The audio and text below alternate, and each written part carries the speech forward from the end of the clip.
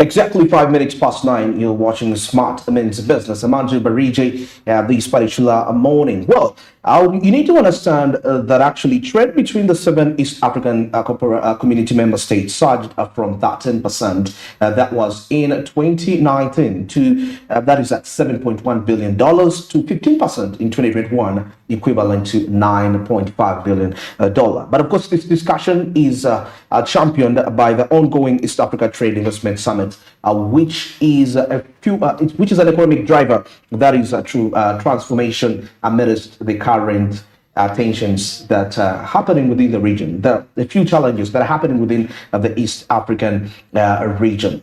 Well, for that matter, this morning I'm joined with public relations, that is from the Private Sector Foundation in Uganda, that is Apato Mwesije. And we are here to break down this summit, getting to understand what is transparent. And maybe just before, I need to give you the good news is that 2.5 billion Ugandan shillings of deals have already been signed. And the target is 3.7 trillion. We already have 2.5 billion, and we anticipate more of that coming up. Good morning, Mr. Mwesije. Good morning. It's a pleasure to have you on the show. Morning, Andrew. Good morning. It's my pleasure to be here. Yeah, and Happy New Year. Hope it's not too late. It's not. We just started, yeah. Yeah, we just started. Yeah, I can see we've been organizing this summit for quite some time. It's a tiring process, I understand. But we have quite lots of fruits that we anticipate out at the end of the day. Yes. And maybe recently, we were put out of the AGOA. I wanted us to start hint on that. But there is good news that is coming in. What is that good news like for you? Good morning, everyone, and morning, dear viewers. My name is Arthur Tumwesije, as earlier introduced. It's a pleasure for me to be here. When you talk about AGOA, recently, the news, of course, we received a letter from Washington talking about how we've been suspended from that association. But for us at PSFU, today we received good news. Starting in last year. Yes. Last year December. As of last year December, PSFU was admitted to the Corporate Council on Africa. Okay. So the Corporate Council on Africa is a US leading agency that connects African businesses to the American businesses. So the Corporate Council in Africa was established in 1993, and that was before the AGOA was established in 2000. So the Corporate Council in Africa was actually one of the founding members of the AGOA Act, founding champions of the AGOA. So for us at PSFU, it's a very big news for us because as our members are still struggling to see how we can again come back to AGOA, we've already seen this. This business entity that is really connecting the US and East and African business interests and investments. So for our members, this is how we can now proceed the discussion on how we can continue to export in the US, but also to see how our members can continue cooperating and working on partnership and collaboration with the US companies in Uganda, in Uganda and Africa at large. Yes. So we are really thrilled to announce that we are now members of the Corporate Council on Africa, which is a very big platform and that we hope will unlock the potentials and investment potential of African businesses, but particularly on the members of the Private Sector Foundation Uganda. Yes. All right, maybe now heading now to the Trade Investment Summit, that is the good news coming out there. Could you give us insight into the specific initiatives or projects discussed in this summit and how transformative they will be to the economic landscape of Uganda and East Africa at the same time?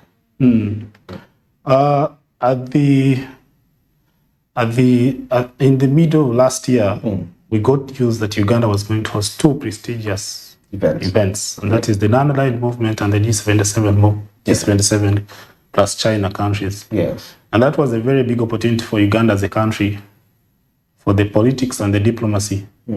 But as you have seen in the past, PSFU has worked with government to make sure that whenever we have a visiting delegation, especially where there's a president visiting the country, we host a business summit. Alongside that. Because we've seen that for a very long time, the discussion has always been dominated by politics and diplomacy. But I am glad that the two parties have also accepted that business or the private sector is the engine of the economic growth. Therefore, they can't do without the business discussion. So we at PSFU, which is the private sector foundation in Uganda and the apex body of all the private sector players in Uganda, found it fitting to work with government to arrange an East African investment and trade forum, which brought together East African business players, but also ushered in some foreign delegations to come to this prestigious summit. It was happening on the sidelines of the NAM and G77 countries. So some of the delegations who had come for NAM had to first come to attend this business summit. It gave us a good impetus that our members, who are the private sector players in Uganda, the MSMEs, the corporates, the association, the women association, the youth association, had an opportunity to showcase what they are doing, showcase their products and services, to bring them to a global stage, because this summit brought almost 25 delegations from countries like Kenya, Tanzania, Thailand, Egypt, very many countries. Over 130. Yes, so those countries really came to learn, but also to invest in Uganda. And we had an opportunity for our private sector players and government agencies, especially the IPS, to really pitch to these foreign delegations to tell them what they can be able to do. UIA was there to tell them where they can invest. The UTB was there to tell them how they can invest in this very, very important tourism sector. Yes.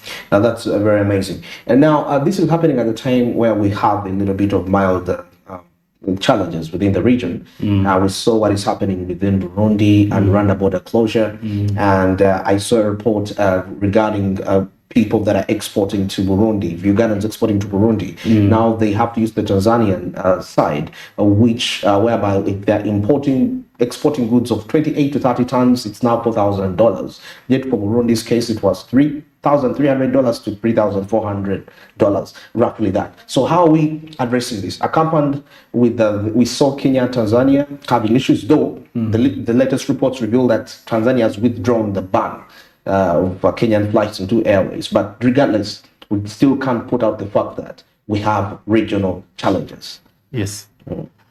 It is true that we have some regional challenges, but as I told you at PSFU, we do policy and advocacy. Yes. Policy and advocacy, we have always asked government and all the governments in the region to make sure that they promote that regional cooperation to at least ensure that we minimize the ever-challenging trade barriers that we have in the region.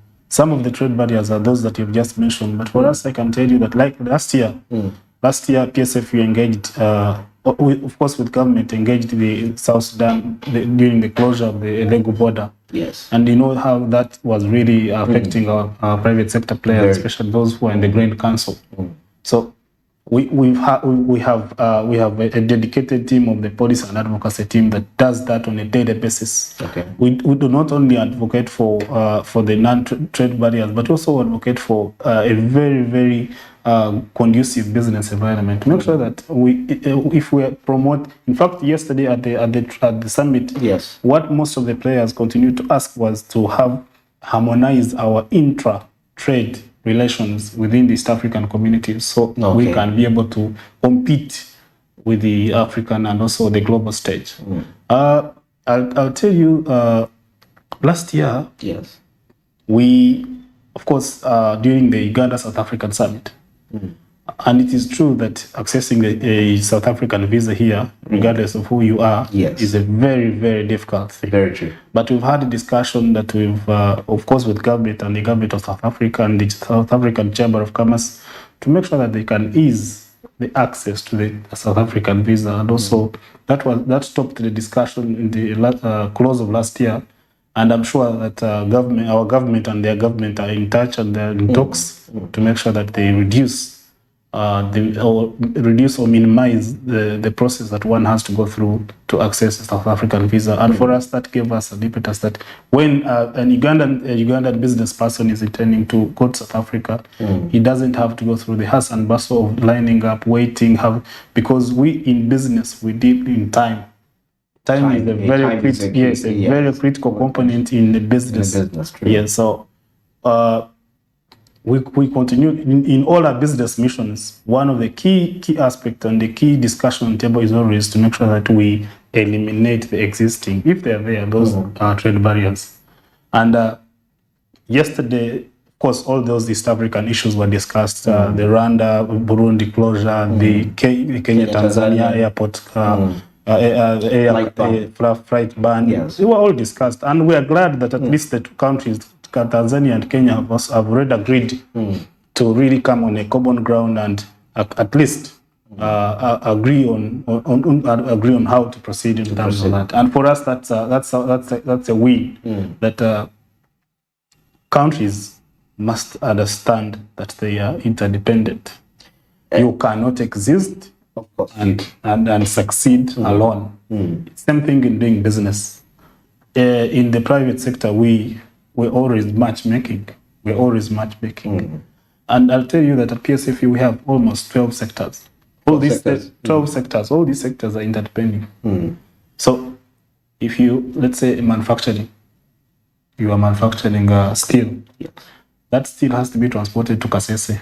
You must work with the transport sector and logistics sector. Yes, in Kasese, that warehousing must be insured. You need the insurance sector. Okay. Yes. Then the agriculture is producing for consumption here and also sell. But then, so the agriculture also need the transport sector, because when you produce, you need someone to transport your produce to the market. Same thing to Kasita. Kasita needs the transport sector. That's a trade and allied services. So they're interdependent. They're all interdependent, and that's an approach that we have for also deliberate. Yes, for East African countries, to make sure that we have that mutual benefit to at least to allow. I know there's a discussion has been brought about escalation, and for us, we don't believe in escalation. We believe in a negotiation and engagement, because we believe through that engagement, it's when we can make a lasting impression for our members across the region. Yes. Now, there is also something here. Kenya has been one of our greatest trading partners in South Africa. And according to the discussions President Yoweri Museveni puts out there, he says he's focusing on working on projects in the Democratic Republic of Congo, talking about Tanzania. Is Kenya not still much of a priority to us in terms of being trade partners? Because we've been having these trade wars with Kenya for quite a while. No, Kenya is a very big trading partner, and we can't afford to lose Kenya. We are actually we are trading more with Kenya compared to the rest of the region. Exactly. When you see on the trade statistics that we have. We have more trade with Kenya. Kenya is our biggest trade ally, and we can't afford to lose it. What we are doing is we are working with the Kenyan delegation, Kenyan private sector. We are working with Kenyan government officials that are leading in making sure that the economics and the involvement of the common person, that SME that just started yesterday, to make sure that SME does not find it hard to export or to import between the two countries. Yes, but we cannot afford to say that we are losing Kenya. We can't. We are exploring new markets, but we can't leave out Kenya. The DRC is one of the biggest market that we are looking at, and most of our members, PSFE, I'll give you a member called the Newmans. They deal in snacks. They've already started exporting snacks to DRC. And most of the companies in beef, in grain, they've already started working with DRC. So we can't lose Kenya, but we can continue to get more markets. We can explore markets. Yeah, we continue to explore more markets, because we are producing more than we are consuming. So therefore, we need to look for more markets. And at PSFE, we've done most of these business summits. And one of the key components for the business summits is to make sure that where we go, we open markets for the products and services produced by Ugandans. Yes. Now that brings me to a point of, I saw Angola is getting interest to investing in oil and coffee, Uganda's coffee. Yes. Well, I want to understand, before, as these countries are coming on board, do we do a background search to get to understand how committed are they to their investment aspects in other countries, to give us a benchmark of how are they likely to perform in our country, and we know what are the necessary incentives we need to give them? That's a very good discussion that we should have at the table, where UIA should be part of, or maybe also Uganda Registration Bureau. Yes, and those are key. Those are very key partners in government. We actually work with them on a daily basis. We engage them on making sure that they do a due diligence on every company that comes to invest in Uganda. But we, as the private sector, what we do is to really, first of all, explore the potential of that company. Yes. What it can do for our members, for our MSMEs, SMEs, so for our or possible collaboration strategies for our corporates. But UIA and URSB, and I think they're doing that job, because yesterday they presented almost 13 bankable projects during the summit. Bankable projects? Okay. Yes, they presented those bankable projects, and they also presented a very detailed criteria of how a company, local or international, can access those bankable projects, and how they can be able to interact with those bankable projects, come and invest here in Uganda. But they also have that duty of doing the due diligence of every company that comes to Uganda, because not every company should be given access to these incentives that we are giving to other investors, local and foreign. So I think that government should do a very thorough due diligence, which company they're giving, where they've been, what they have done, how they've done it. Yes. What has been their track record? Are they good? Do they adhere to good corporate and governance? Are they good? Do they adhere to the climate smart the climate strategy? So really, it's a duty of government, but also even us in the private sector players. If you are going to partner with somebody, it's very key that you do a due diligence on that person or that company. Some companies are briefcase companies. Yes. So it's a duty of government to really do a thorough due diligence to make sure that the company that is coming here has the track record. And that's what we were doing at the East African Investment and Trade Forum. Most of the companies that are coming, those that were allowed to come and exhibit and participate, were companies that we had done very background research, and really accepted that these are companies that have a footprint in almost 15 countries in Africa, or some of them are coming from Turkey, coming from Thailand, and they have already been established in different sectors, let's say manufacturing, tourism, and agriculture.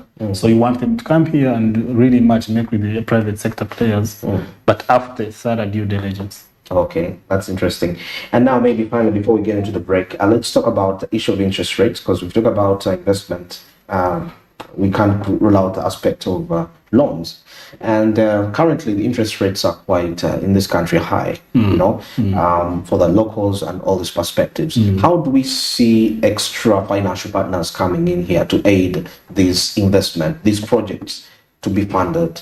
On this one, I'll speak for PSFU, because that's where I'm very conversant with. PSFU, since last year, embarked on a journey to create, of course, after realizing that there is high interest rates, which is expensive credit for MSMEs or SMEs, but also even the access to that cost, to that high cost, to that expensive is also hard. Yes. So PSFU, of course, after an evidence-based research, said that we are going to embark on creating a social impact fund. Social impact fund. Okay. So that social impact fund we're calling the PSFU Catalytic Fund.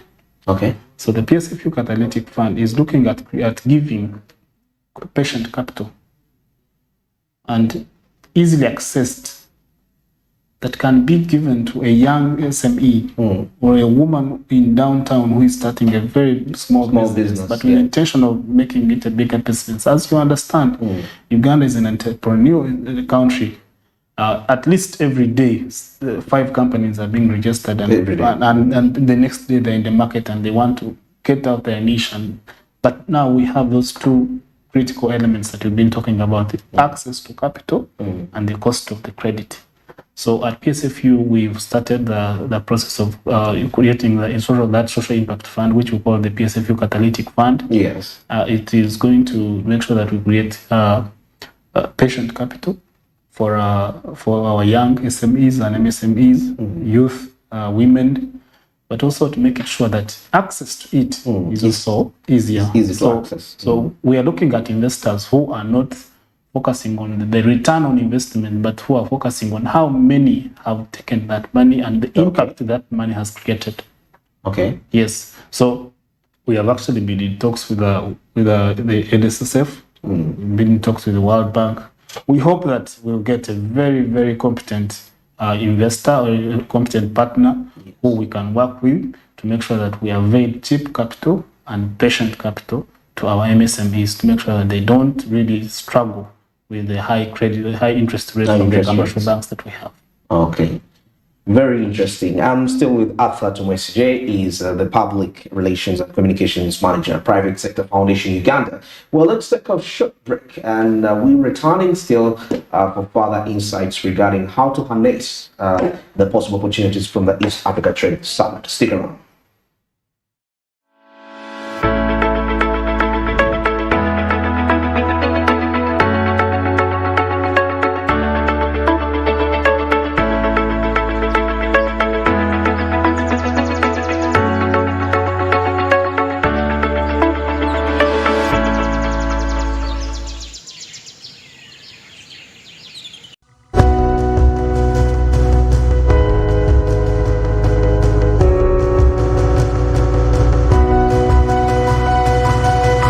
Smart 24, driving business.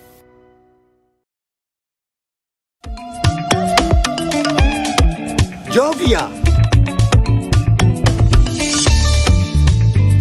ng'oyolekera ku lugendo luno olw'obulamu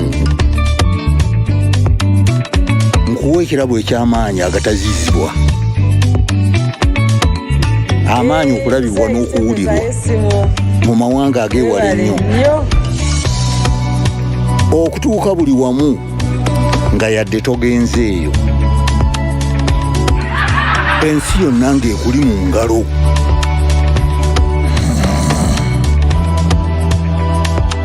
Okutambula mu biseera n'okumanya buli kimu ekirina okumanyibwa.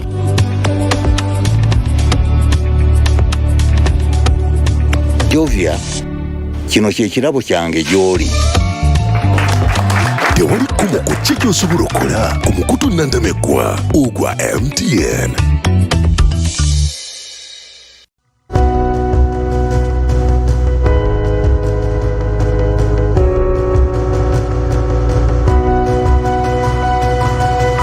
Smart 24, driving business.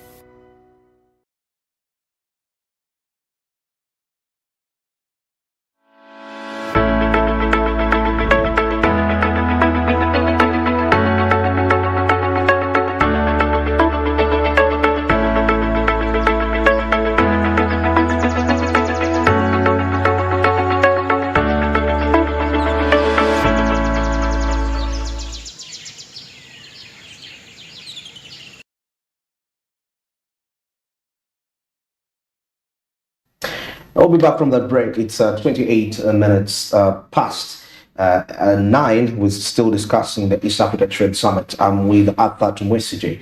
He's the private public relations and communications manager.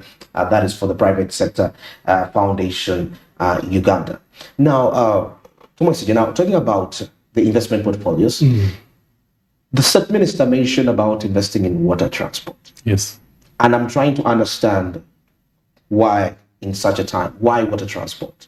Maybe we can also take a broader look of the investment portfolios that were discussed within the summit.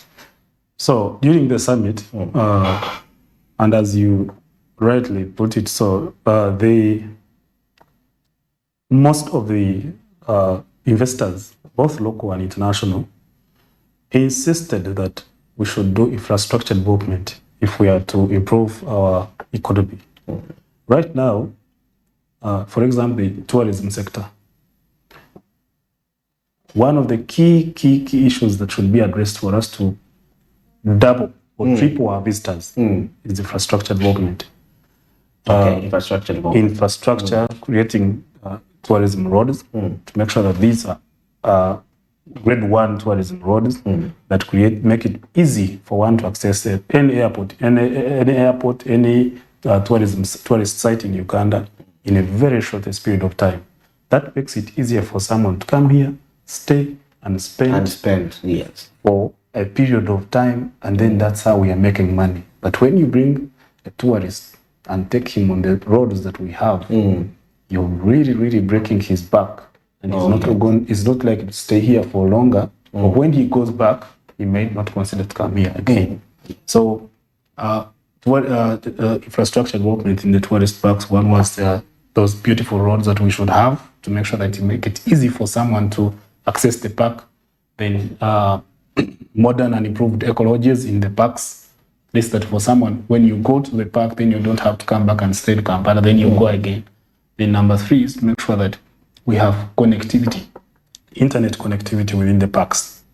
Then lastly, and I'm just really talking about tourism because it's one of our key and low-hanging fruit, which we as Ugandans must sell because we have what other countries don't have. Okay, yes. For us to be able to position it for the world to see it and to make it more convenient for them, we must invest in infrastructure development, especially for tourism roads. And this is what we ask from government. Let's, in their planning, prioritize these tourism roads to make sure that when a tourist is going to Ishasha, it doesn't take them all the time it takes now, or the agony they go through on the road.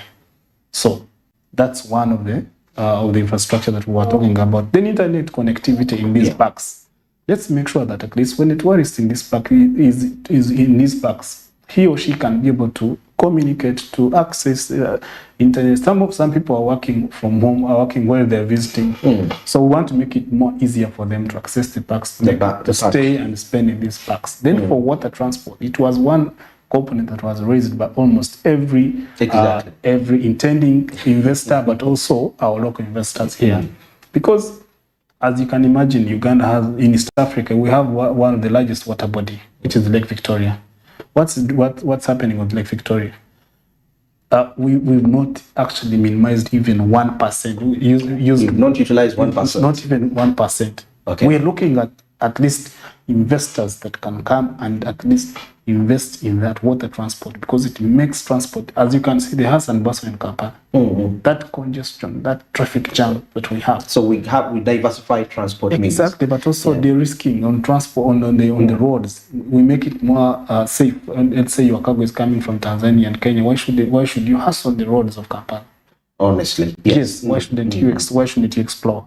So in one of the 13 projects that were presented by UIA Bankio projects, so they were looking at how one can, getting an investor who can at least invest a huge investment on the lake, on most of our lakes. Because you can go to Jinja, you can go to Masaka. And that's also another mode of transport which is easy, convenient, and risk-free, which we must deliberately invest in. Then we've seen people have created some beautiful lodges in the islands. For us to access those beautiful lodges in the islands, we need infrastructure in terms of improved boats. We cannot continue to have these rudimentary kind of technology. These improved, which are really risky on water. So we need an investment on water because it makes transport more easier, but it's also another effective alternative to transport that we have in Uganda. Then another key infrastructure development is the roadside station that we need to improve. Then the decongesting Kampala. If we can, the government can create an investment portfolio with decongesting Kampala, then that will make it more easier for people who are doing business. Because as you can imagine, jam is one of the key contributors to loss of the GDP. That is something that we have to discuss and discuss at a very national scale. Okay. Yes. And now that also brings me to a discussion regarding technology. Recently, I was so amazed by what Naro did. Of course, I understand it's a government agency, and where the Anthrax innovation, which they say would serve cattle farmers 3.7 trillion, but to compound them, because that's the amount of money lost treating death and cows dying and all those expenses that come along with that.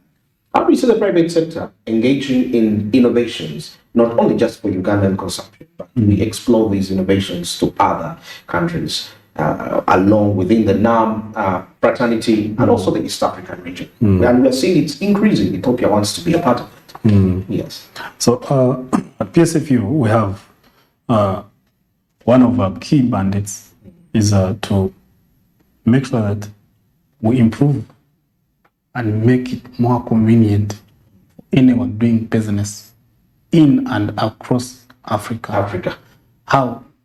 We are working with different partners and stakeholders that make it very easy for us to connect with our members, but also to churn out products like in the fintech market, the e-commerce. As you're aware, we are working with the self-border team to make sure that what we're doing in the transport and logistics sector, we are supporting all these startups, working with them to make sure that internet connectivity is so critical for their business. A startup in Chukwu, we are doing capacity building. Okay. Capacity building includes not limited to supporting the startups. These young businesses that are starting up every day. The e-commerce platforms. Most of the e-commerce platforms are our members. Of PSFU. Some of them are members in the ICT sector. Others are members actually in the transport and logistics sector. So we work with them. We've been working with an ICT startup that has been working with women, young women, in an automotive industry, which is generally a male-dominated industry. Yes. But these women have been using their phones to connect to the customers, to connect to the clients, to deliver. And we support the company to bring these women, because for us, we are looking at inclusive growth. Okay. That inclusive growth to make sure that our members are not left behind. Whether they are young women or men, or we make sure that we prioritize IT, e-commerce to really churn out these products, but bring them to that economic scale. Yes. Okay. That's very, very, very interesting. I mean, talking about e-commerce, recently we saw the CEO of Jumia saying their operations in Africa, and he mentioned something that when you do a copy and paste model regarding how markets in Europe operate and you apply it to Africa, it doesn't work that way. No, so I was trying to understand, we have e-commerce platforms that are rising up within Uganda, East Africa. Wouldn't that statement threaten their confidence in terms of continuing with the business if the big player is actually not working out on that? So as the private sector foundation in Uganda, since you're working hand in hand, how are we ensuring that the e-commerce platforms are stable in terms of operations? So one thing that we should all agree with is that what he said might be correct or wrong, but for us at PSFU, we believe in policy and research. Policy and research. So whatever we are going to do, whether it's a product or a service that we want to put on the market, or partner with or co-create with our members, we must make sure that there is research. So it has to be evidence-based research in the market. So we can't just jump on any innovation that we think it's very fancy to jump on. Yes, what works for America may not work for Uganda. And therefore we believe that every project that has to start in Uganda must have data that backs its significance. Okay. Yes, you cannot just say that we create this and this, and then we hope that at the end of the day we'll get this amount of profit. For us at PSF, we believe that there should be a result-based research. Evidence must show that people in Uganda, because we do a needs-based analysis for every project and every partner that we work with. So we hope and really advocate for a needs-based assessment for each project that we work with. So he might be correct or he might be wrong, but in our view, for every person that we work with, or a partner or a company or an association, there should be a reason that invite us to work with that person. And that reason is informed by the research that we or them have done to convince us to think that this is a project that our members can participate and maybe benefit in. Because we've seen companies, and he might be right, we've seen companies that come here, And they don't really deliver. And when you dive into the research, you see that they were really bringing services that were not compatible with Ugandan needs. So for us, we're looking at the needs that can support a Ugandan startup, an East African startup, needs that will tap into the government laws, needs that will tap into the existing regulations in that same sector. As I already told you, we have 12 sectors, and these 12 sectors we do the sector meetings, or at least monthly. We do sector meetings. Yes, yeah. When we do a sector meeting, we hear from these sector players. I'll give you an example of the manufacturing. When we sit with the manufacturing team on a monthly basis, they will tell us that maybe the cost of electricity is high, and then that informs our analysis and research. We have a research paper that we do quarterly, which is called the barometer. It's a 360 assessment of the business environment. To ascertain what are the challenges, what are the opportunities, what are the issues that are being faced by the large and small companies, what are those opportunities that MSMEs can tap into. So that's what PSFU does. We make sure that whatever we are going to do, it is research and evidence-based. Yes. That's very interesting. Maybe as we wind this up, you could tell me about what are the upcoming projects that are available for the common person to benefit. The common person is the person that we deal with at PSFU. He is our target audience. He's our key member, because I told you PSFU is made up of 330 members, association and corporates. But these 330 members have their members as well.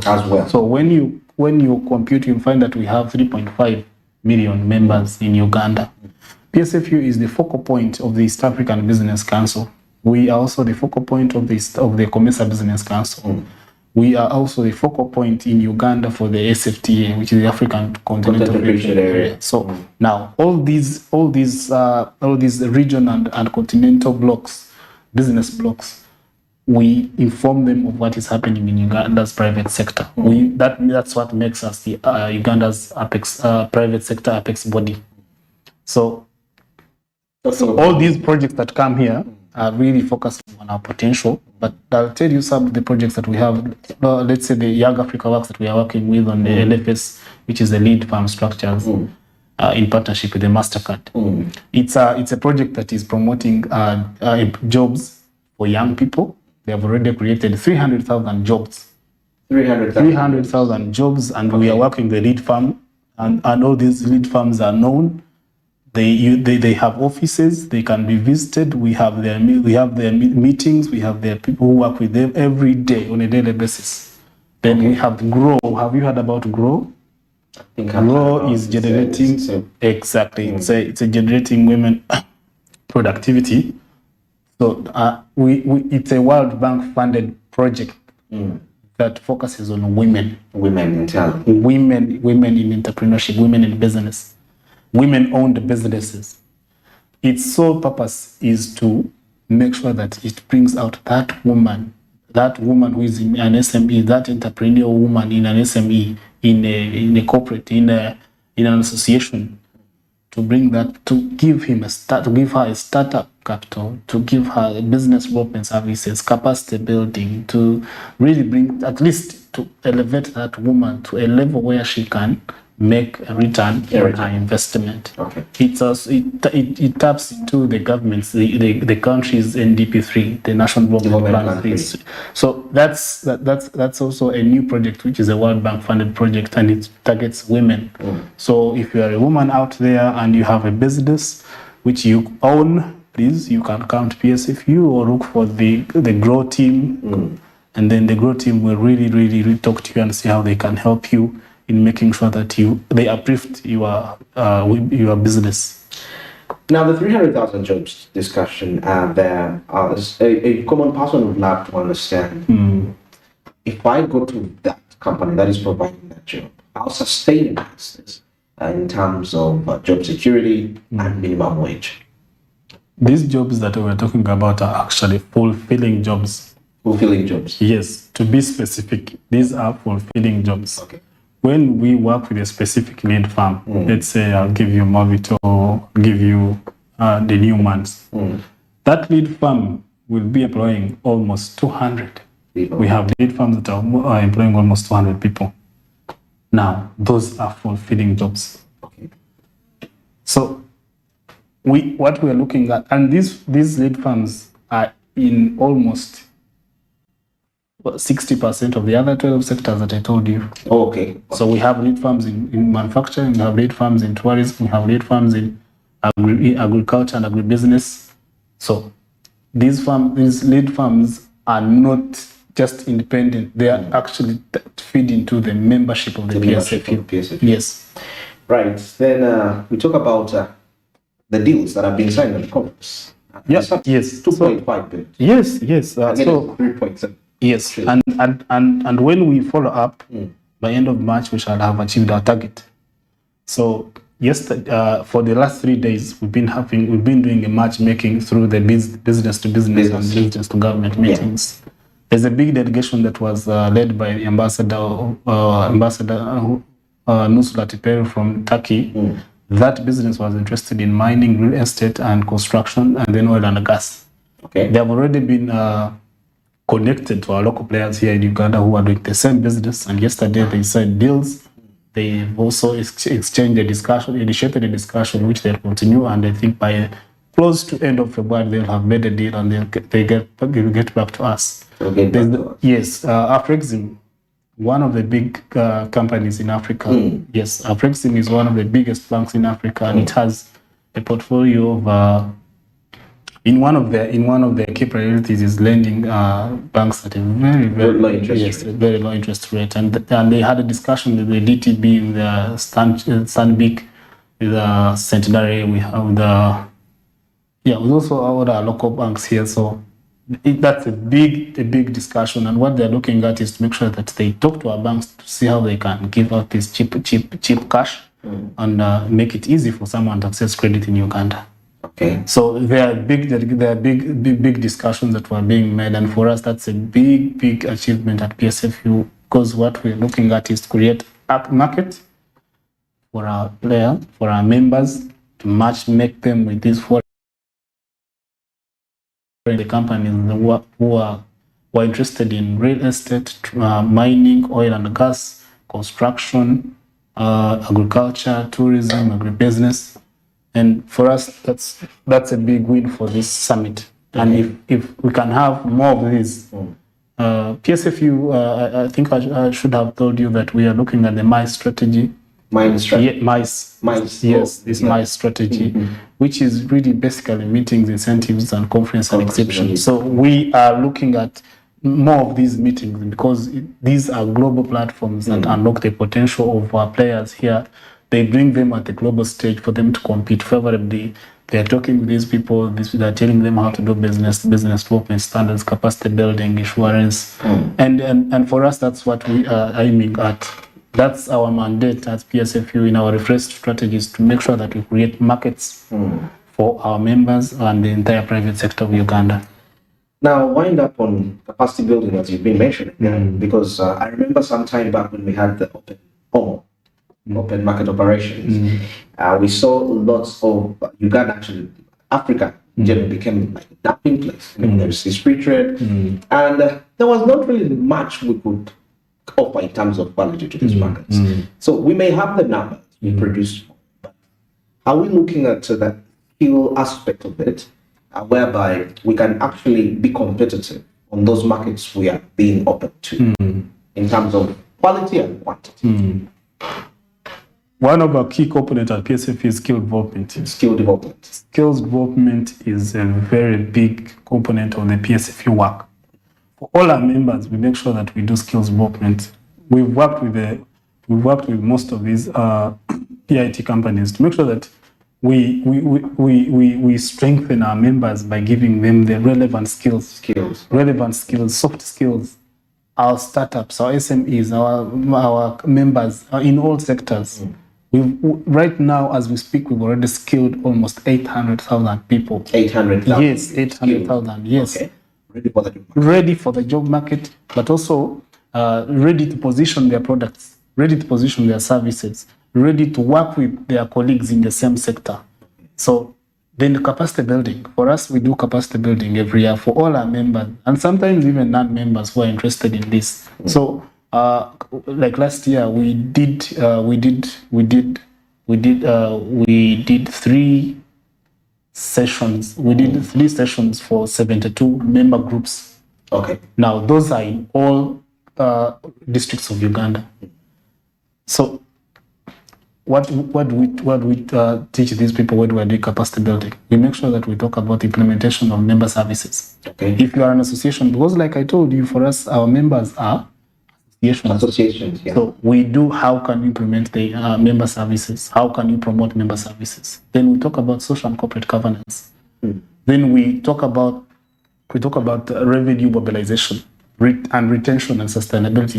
Because that's one key issue that is affecting our associations. Most of them cannot retain and cannot attract and retain revenue. So what we are teaching them as PSFE is how to retain and attract and retain the revenue. Okay. Then lastly, we teach them how to position their products, their services. Yes. So that's our key area of capacity building.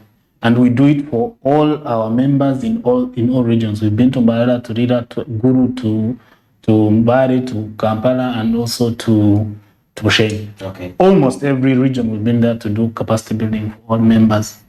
So we are very confident that these markets will be open to time to come. We shall not hear issues like our goods are being blocked in country X because of quality. Yes, I'll tell you, we've supported Uganda National Bureau of Statistics to register 526 MSMEs. Okay. Yes. Capacity. To really try to do a due diligence on these companies. Okay. Yes. To do a due diligence on these companies, to really to support their products, because the statistics body is really to certify. Okay. So almost 526 bodies have been certified. Okay. These are companies that we work with, small MSMEs. Yes. Interesting. Yes, 526 have already been certified, and their products are now on the market. And what we're looking at is to make sure that the products are consumed here, but also exported. Okay, exported. We went to Congo. We created markets. We went to South Africa. We created markets for our beef. Okay. The South Africans are also coming here to invest in ammonia. Ammonium. Yes, ammonium industries for fertilizers. And that's a big one for our agribusiness sector, because we need modern fertilizers for their produce. Okay. And as you can see, we are attracting foreign direct investment, but we're also looking at how we can export what we are making from here. Yes. Wow. The industrialization last year contributed to 2 million jobs. Now they're planning to add 2 million this year. Yes. Well, I can really see, because I can try to understand how is the private sector positioning itself, to be a part of this. Well, it's been a pleasure to have you. I've been with Arthur Tumwesije, a public relations and communications manager, Private Sector Foundation Uganda, and we've been breaking down the East Africa Trade Summit as we anticipate more deals coming ahead. So from 2.5, we anticipate maybe later on we shall have a bill, at least deals 100 billion Uganda shillings. That would be fair. All right, have yourselves a wonderful morning. Thanks for being a part of us. This is all the way we started. Be productive for the day, and shall we tomorrow.